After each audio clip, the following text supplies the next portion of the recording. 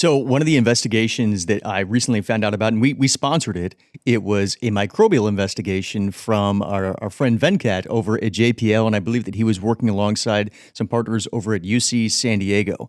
So Venkat's done a lot of microbial research in the past. Can you maybe talk about this recent one that was published in Cell? You're speaking to my passion. I know I am. I thought that you'd like this. One of the things we didn't talk about was I'm trained as a microbiologist, so I love the little beasties that live in us, on us, and among us, and led to us being here today.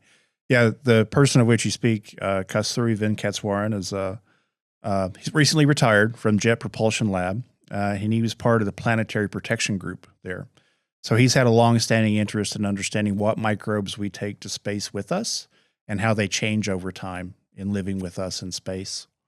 So he and Rob Knight at UC San Diego and his lab focused a series of exploratory research on board the International Space Station to help us get a handle on the microbes that are living among the crew members on board the International Space Station. Mm-hmm. So it aligns with a lot of recent interest here on Earth in looking at the microbiome of built environments, like what lives with us. And it's a very exciting study. They combined for the first time on the International Space Station molecular-based approaches that give them insight not only into the nucleic acids, the DNA that's inside these microbes that can tell you who they are, but even more importantly, they looked at chemical signatures so they could tell a little bit about what they were doing there, these microbes.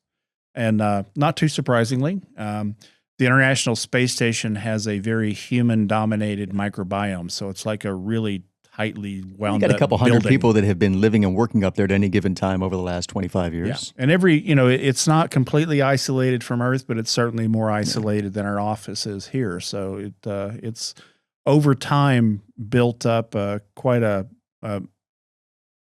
healthy microbiome that's dominated by microbes that live in us and on us for the most part. So exciting stuff. Well, I like that because in the way that I interpreted it was, if you have astronauts that go and live and work in space for an extended period of time, sometimes it's better to have that quote unquote a little dirtier environment because our bodies are kind of accustomed to that being here in this Earth-based environment. So if you go into this pristine environment and you go up there for 6, 7, 8 months and then you come back down, your body might not be as easy to assimilate back into life here on Earth. Yeah, well, our microbiome is changing all the time, right? It's adapting to our bodies and the environments in which we live in the same way that, if we leave Florida for a little while and go to a colder climate, we all suffer from the lack of humidity. We all get a nice cold. We all suffer from the lack of humidity there. But it's important for us to understand how those microbes, because they're very important, they are both beneficial and harmful microbes that live in us and on us. And it's important to understand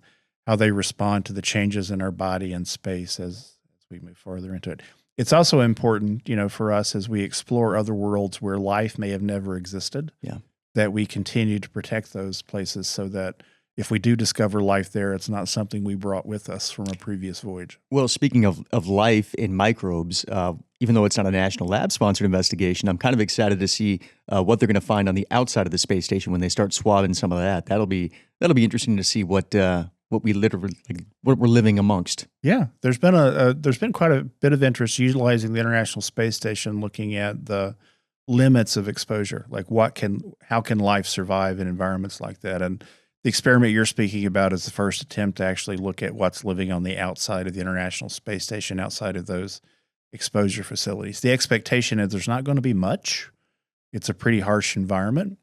There's a lot of ultraviolet light, and that's pretty harmful for life. There's a vacuum ultraviolet, which we don't even get here on Earth, which is sterilizing. It can actually disinfect surfaces. And there's not a lot of molecules up there. It is a vacuum in space, but there is a little bit of molecular oxygen, which is extremely corrosive. So there's an expectation that they won't find much, but I would be surprised if it's completely sterile outside the International Space Station. Their microbes have had a few billion years to figure out their ways around the chemistry and harsh environments, and they've done pretty well. So one of the things we also talked about a little bit earlier was the notion of a bioprinter on the space station. So you have Redwire Space, who has been supporting the biofabrication facility on station. We have tried to print human meniscus and human cardiac tissue in space and bring it back down for evaluation. the way that I kind of think about this is that it's almost like blurring the lines of science fiction to science reality. Like, and through the advent of facilities like that in space, do you think that that's an apt way of looking at things? It is, absolutely. Yeah, I mean, yesterday's science fiction has become tomorrow's scientific reality, and even more importantly, clinical application. So, the bioprinter we talk about right now, they're focused on small tissue constructs. Yeah. So, these are things which are currently available on Earth where you can manufacture tissues. We've learned a lot over the past couple of years about tissues that are grown in other animals. There are transgenic pigs now that can provide heart valves and things like that. This approach is taking stem cells from humans and growing them into the right pattern, shape, and have the right function to replace. That will one day lead to replacement organs. Yeah. Now, we're a long way from that now. That's the science fiction part of it. But we're learning stuff from doing this in the space environment that are opening up new pathways for innovation in doing that. Yeah. And there are real discoveries that will find their way into doctors' offices before station ends. So we're very excited about that. That's why you have a space station and a national lab up Does. there. Yeah.